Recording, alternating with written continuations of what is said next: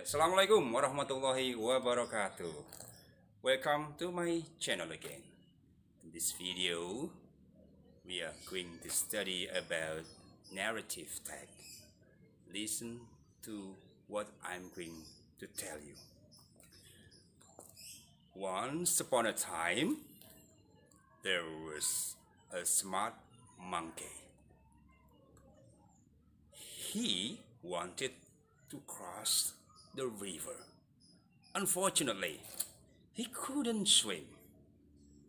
Suddenly, a big crocodile came to him and asked what he could do for the monkey. The monkey told him that he wanted to cross the river, but he couldn't swim. And the crocodile offered help. Unfortunately, when they were in the middle of the river, the crocodile wanted to eat the monkey. Well, that's the part of the narrative tag I have told you. So, in our video today, we are going to study all about narrative tag. So, please watch my video. Assalamualaikum warahmatullahi wabarakatuh. Good mornings everyone. Welcome to my channel again. On this video, I'm going to teach you about narrative tag. Okay, let's start our lesson today. Well, here is what we are going to study. The title or the topic of our lesson today is narrative tag. And in this video, we are going to study about what narrative tag is, kinds of narrative tag, generic structure of the tag, language feature of narrative tag, and then the purpose of the tag, and then the example of narrative tag, and then the last one we are going to study about the moral value of the tag. Well, let's study one by one. Baik anak-anak, to explain the lesson, I'm going to speak both Indonesian and English to make you understand.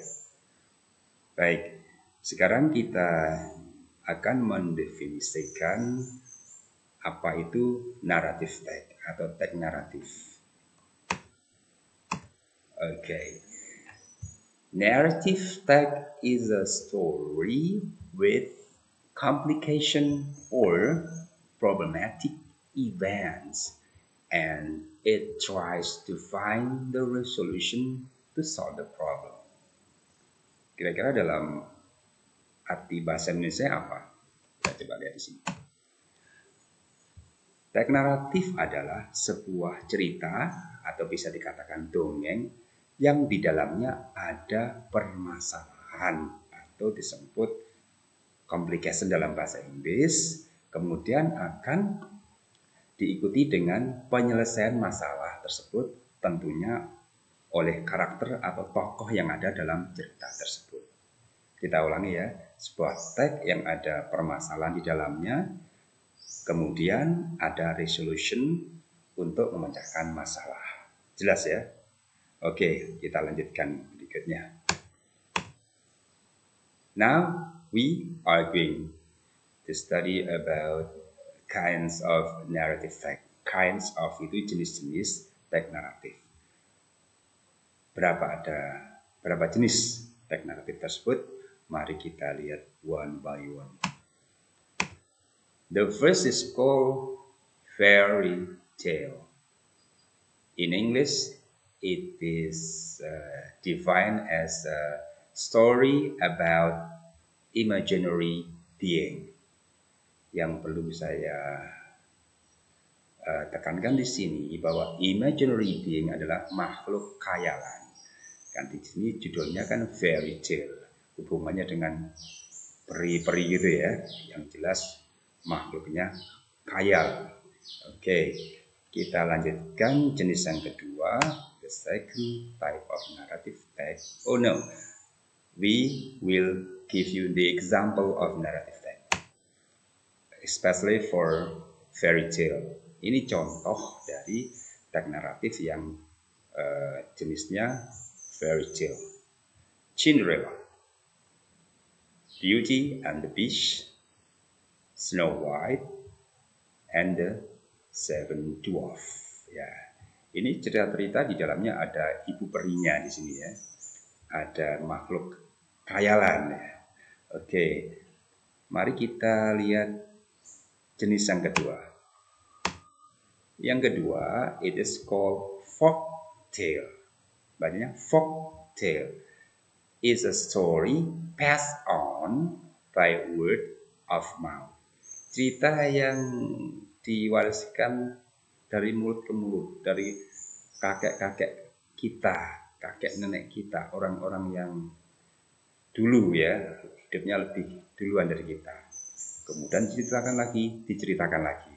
Ya. Apa itu fakta? Bukan. Cara naratif teks itu masih bersifat fiction atau khayal, cerita khayal. Contohnya apa nih? Kita lihat. What is the example? The example of folk tale are misalkan Joko Tarub, Keong Emas, or if we translate into English, The Golden Snail, or Timun Mas. Semua cerita-cerita ini ya, terutama ada di Indonesia. Tentunya di luar negeri juga ada. Hanya saya kasih contoh yang ada di Indonesia dan kalian familiar with the story. Kalian akrab, sudah kenal dengan cerita-cerita ini. Kita lanjutkan berikutnya. Ya, legend itu sebuah cerita yang merupakan asal-usul terjadinya suatu daerah.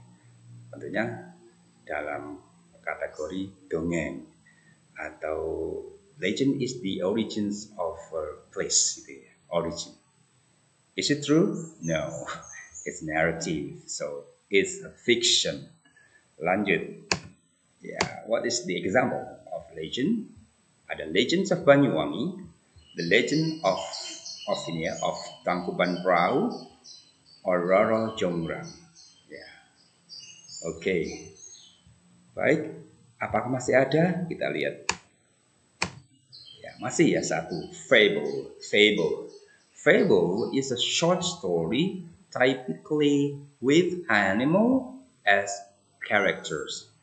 Kalau diartikan dalam bahasa Indonesia adalah sebuah cerita pendek di mana karakter-karakternya atau tokoh-tokohnya adalah animals, binatang. Jadi as if seolah-olah the animal could speak, seakan-akan bisa berbicara, bisa berkomunikasi. Ya, makanya disebut narrative, fiction story. What is the example of fable? Ya, saya kasih contoh aja, misalkan Mouse, Deer, and the Crocodile, The Lonely Landy, or contoh yang lain misalkan The Smart Monkey and the Stupid Crocodile. And there are more example of fable. Masih banyak lagi ya. Intinya fable adalah cerita tentang binatang. Kesimpulannya bahwa teks naratif ada 4 yang kita pelajari: fairy tale, folk tale, legend, and fable. Okay, let's continue studying narrative text more deeply. Okay, now let's see the generic structure of the narrative text.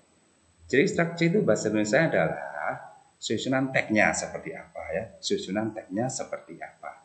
Di awal paragraf ditandai dengan adanya orientation. Isinya apa? In the orientation kita akan mengenal ini, introduction, pengenalan, the characters, tokohnya siapa aja, tokoh pertama. Yang kedua, setting of time, waktunya kapan, and setting of place, tempatnya di mana. Kata kuncinya apa? Tokoh, waktunya kapan, tempatnya di mana. Yang kedua disebut complication. Ya, complication adalah problems happen among the character. Masalah-masalah yang terjadi di antara para tokoh. Jadi nanti dalam teks naratif kata kunci ada yang namanya konflik atau masalah disebut bagian ini complication. Berikutnya ada resolution.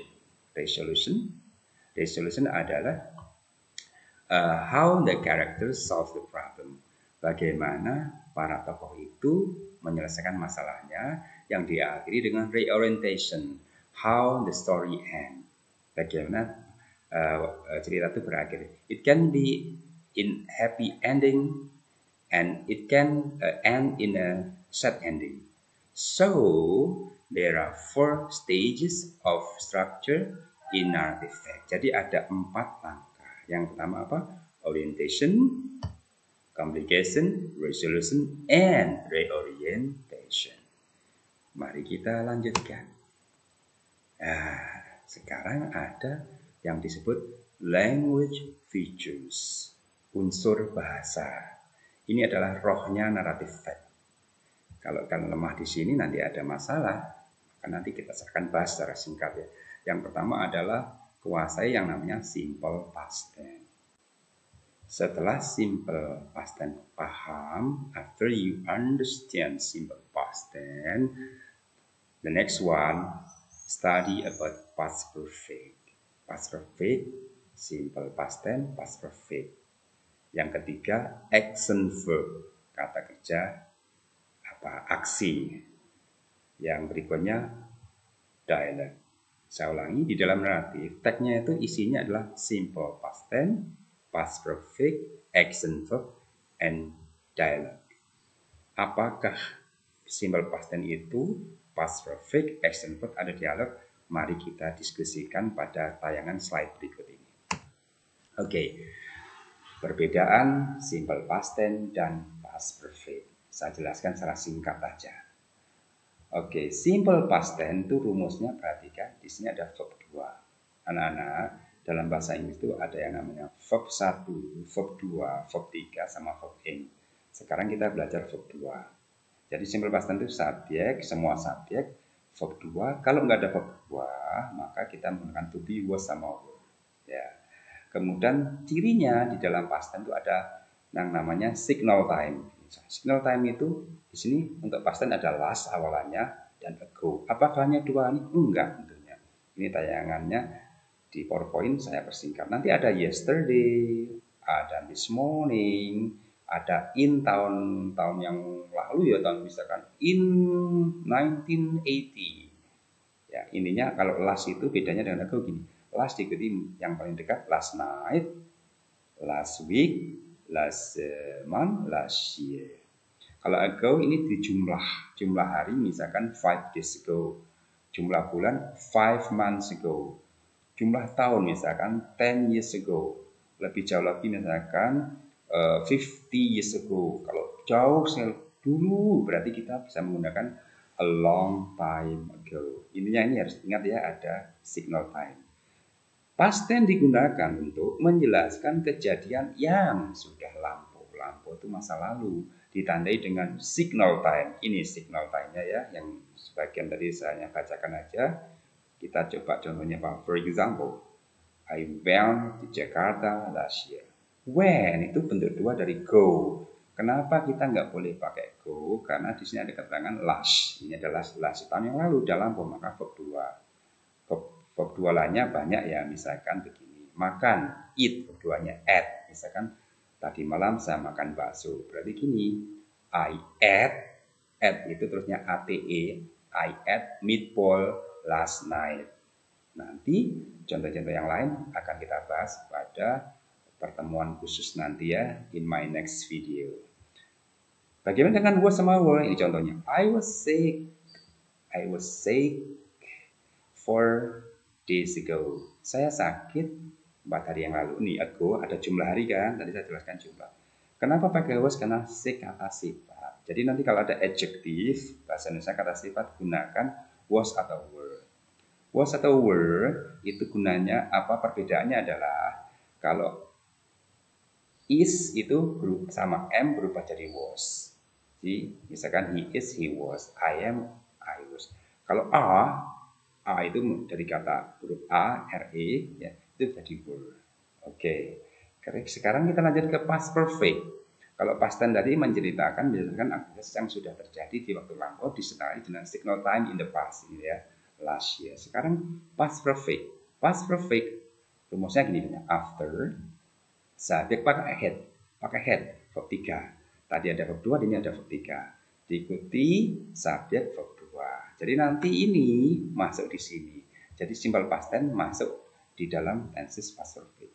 Jadi past perfect itu biasanya nggak berdiri sendiri tapi diikuti kejadian lain.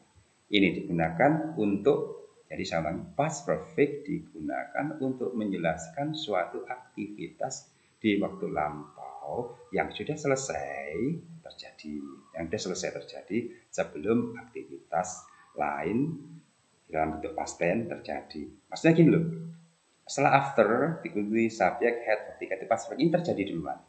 Ini yang terjadi berikutnya. Lebih jelasnya ini contohnya, misalkan I had locked the door. After I had locked the door, I went to school. Saya ulangi. After I had locked the door, I went to school. Artinya begini, setelah saya mengunci pintu, saya pergi ke sekolah. Kejadiannya yang terjadi dulu mana? Mengunci pintu atau pergi ke sekolah? Tentunya pintunya dikunci dulu. Makanya terjadi duluan. Kemudian terjadi yang berikutnya menggunakan verb 2. I went to school. Saya ulangi bahasa Indonesia ya. Setelah saya mengunci pintu, saya pergi ke sekolah. Itu ya perbedaannya ya. Itu perbedaannya antara past tense sama past perfect. Dan ini adalah language features yang digunakan di narrative fact. Lanjutkan dengan materi language feature yang lainnya. Ya, berikutnya ada action verb sama dialog. Saya kasih pengertian satu persatu di sini. Action verb is a verb that describes an action like run, jump, kick, eat, break, cry, smile, or think. Maksudnya begini, action verb adalah kata kerja yang mendeskripsikan suatu tindakan. Tindakannya jelas. Kalau kita mengatakan run berarti berlari. Orang berlari ya seperti itu ya. Jump beda kan, melompat. Kick menendang. Eat makan, break mematahkan, cry menangis, smile tersenyum, think berpikir. Semua kata kerja yang disebut action verb itu kamu bisa lihat tindakannya. Oke, jelas ya. Berikutnya dialog. Dialog is conversation between two or more people as a feature of a book, play, or movie. Dialog adalah percakapan antara dua orang atau lebih. Jadi intinya dalam naratif itu ada action verb sama dialognya. Oke. Language feature sudah kita bahas. Berikutnya kita akan lanjutkan. Purpose of the narrative fact and the moral value of the narrative fact. Kita lihat pengertiannya ya. The purpose of the narrative fact is, ini purpose-nya, to entertain or amuse the reader with a story. Jadi tujuan teks naratif itu adalah menghibur atau ya menghibur, bisa entertain atau amuse salah satu. Kalian bisa menggunakan kata entertain the reader with a story atau amuse the reader with a story. Saya ulangi, kalian bisa menggunakan ini to entertain the reader with a story or to amuse the reader with a story. Ininya menghibur pembaca. Bagaimana dengan moral value? Apa sih moral value tersebut? The moral value of the narrative text. Yang disebut moral value adalah what is learned in the story. Apa yang bisa dipelajari di balik cerita yang kita baca. Bahasa Indonesia itu pelajaran moral, nilai moral. Setiap cerita itu akan memberikan nilai moral tentang kebaikan, keburukan. Yang buruk ditinggalkan, yang baik kita contoh. Ya, lanjut. Oke, sekarang kita coba memberikan contoh naratif fact dalam bentuk fables. Oke, fable. Ya. Ini judulnya The Smart Monkey and the Dull Crocodile. Kalau diartikan, monyet yang smart pintar, dan buaya yang bodoh ya, dumb itu bodoh. Oke, kita coba ceritanya seperti apa. Nanti saya akan bacakan dengan pronunciation yang insya Allah benar sehingga kalian bisa mencontoh. You can imitate my pronunciation. Oke, saya coba bacakan ya. One day there was a monkey. He wanted to cross a river. There he saw a crocodile, so he asked the crocodile to take him across the other side of the river. The crocodile agreed and told the monkey to jump on his back. Ya, coba saya sedikit koreksi, ini ada tenses yang kurang sedikit benar. Agree itu kan past tense. Tambah apa ya? D. Ya, ini udah benar told. Saya ulangi terakhir ini. The crocodile agreed and told the monkey to jump on its back. Ingat tadi di awal paragraf kita sebut apa ya? Ya, orientation. So the first paragraph is called orientation. Kita coba ingat-ingat ya. Orientation tadi isinya apa? Masih ingat? Do you still remember? The first is about, what's that? The character. Karakternya siapa? Tokohnya siapa? And the second is setting of time. And the third one is setting of place. Kita lihat satu persatu. Kita lihat ada character. The first character is monkey, a monkey. Jadi di sini judulnya Smart Monkey. The second character is crocodile. Jadi dia sebagai crocodile. Beda ya tokohnya. How about the setting of time? One day, suatu hari pada zaman dahulu. How about the setting of place? Kita coba cari. Oke, river, ya kan? A river. Jadi udah jelas ya, orientationnya ada setting, karakternya adalah monkey and crocodile, time-nya one day, place-nya adalah river, ya, a river. Kita lanjutkan dengan paragraf berikutnya.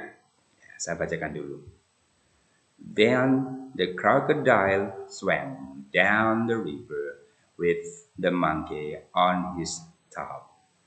Unluckily, the crocodile was very hungry. He stopped in the middle of the river and said to the monkey, "My father is very sick. He has to eat the heart of the monkey, so he will be healthy again." At the time, the monkey was in a dangerous situation and he had to think hard. Bagian ini kita sebut apa ya? Tebak kira-kira apa? Benar kalian. Disebut apa? Complication. Apa? Masalah. Masalahnya adalah terjadi pada the monkey. Intinya krokodil tadi bercerita ayahnya sakit dan dia harus makan hatinya atau jantungnya ini ya, jantung dari monyet. Kata lainnya adalah dia ingin membunuh monyet itu karena monyetnya ada di dekat dia. Ya, itu masalah yang dihadapi oleh sang kancil. Oke, kita lihat berikutnya. Oke, saya baca lagi ya. Then he had an idea. He told the crocodile to swim back to the river bank. Yeah. What for? I asked the crocodile. Because I don't bring my heart, said the monkey. I left it under a tree near some coconut in the river bank. The crocodile agreed and turned around. He swam back to the bank of the river. As soon as they reached the river bank, the monkey jumped off the crocodile's back Then he climbed up to the top of a tree. "Where is your heart?" asked the crocodile. "You are foolish," said the monkey to the crocodile. "Now I'm free and I have my heart." Apa sih artinya? Coba kita pahami sama-sama. Kemudian dia, sang monyet maksudnya, mempunyai ide yang bagus. Dia bercerita atau mengatakan kepada buaya bahwa untuk segera kembali ke tepi sungai, ya, river bank, bukan bank yang untuk menyimpan uang ya, river bank. Bank arti pertama tempat menyimpan uang, yang kedua tepi, to the river bank. What for? Untuk apa? Asked the crocodile, tanya sang buaya. "Karena saya tidak membawa jantung saya," kata monyet itu. "Saya meninggalkannya di bawah pohon, di dekat pohon atau beberapa pohon kelapa di tepi sungai." Sang buaya setuju dan langsung berputar, ya, renang berputar menuju tepi sungai. Segera setelah mereka sampai di tepi sungai, monyet dengan segera melompat, ya, dari punggung buaya. Kemudian dia naik ke atas puncak pohon, dan kemudian buaya bertanya, "Di mana jantungmu? Di mana jantungmu?" Tanya buaya. "Kamu memang bodoh," kata monyet kepada buaya. "Sekarang saya bebas dan saya masih mempunyai jantung saya." Oke, bagian ini disebut apa ya? Bagian ini disebut dengan resolution. Ya, resolution karena monyet sudah bisa menyelesaikan masalahnya dengan menipu buaya bahwa jantungnya masih ada di bawah pohon. Ada satu lagi yang belum kita tulis di sini, nggak masalah, ini akhir dari cerita itu. Monyet, "Now I'm free and I have heart." Sekarang saya bebas dan masih punya jantung saya. Itu disebut reorientation, dan cerita itu ending dengan happy ending bagi sang monyet. Ya, kita fokusnya ke monyet. Ya, satu lagi yang harus kita bahas. Ya, kira-kira moral value-nya apa? Moral value itu bagian paling susah. It is the hardest thing, the hardest part in narrative fact. Kenapa? Untuk bisa menentukan moral value, kita harus memahami the content of the text. Tadi ceritanya sudah ya, monyet berada dalam situasi susah, mau dimakan oleh buaya. Karena buaya menginginkan jantung dia. Ya, dari situ monyet betul-betul berpikir keras untuk memecahkan masalahnya. Ya, kira-kira inilah moral value-nya. We should be aware of the danger around us. Kita seharusnya cepat menyadari bahaya yang ada di sekitar kita. Demikian anak-anak yang bisa saya sampaikan untuk materi narrative text. Sampai contoh. Tentunya nggak berakhir dari sini. For my next video, we are going to continue learning about narrative. Saya harapkan kalian paham. Saya akhiri. Wassalamualaikum warahmatullahi wabarakatuh. Okay, everyone. Have you watched my video about narrative text? Well, hopefully you understand about narrative text well. Now you know what narrative text is, the generic structure, the language feature, even the moral value. Well, don't forget to watch the video again in my next material. It's still about narrative text. Okay, last time I want to tell you, keep up learning and improving your English. Wassalamualaikum warahmatullahi wabarakatuh.